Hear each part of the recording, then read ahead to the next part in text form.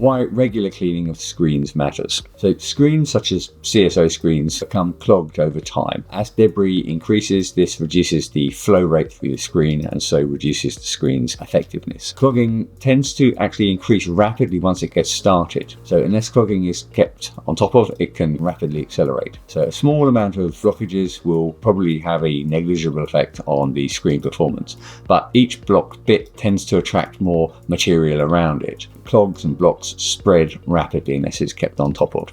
Once established, well ground in clogs and blockages, they become much harder to clean. So again, cleaning regularly and often saves a lot of time and effort. So unless it's inspected often, screen clogging can go unnoticed until it actually causes real problems. As most CSO screens are in remote sites, the problems of clogging might not appear immediately. Furthermore, because CSO is a system designed to be only used in storm events, it can be hard to know if the system is working properly until it's actually used. It's not possible to test the screens in any sensible way. As such, you only know there's a problem when the system fails. And so keeping on top of screen cleaning and maintenance is absolutely vital.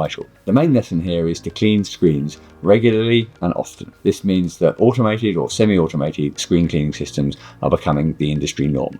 If you want to find out more about our automated CSO screen cleaning and storm tank cleaning systems, please get in contact today. We work with water engineering contractors and systems integrators of all types to design the most efficient cleaning systems for screens and tanks. So if you want to work with us to integrate our advanced automated cleaning systems into your design, we'd be delighted to hear from you.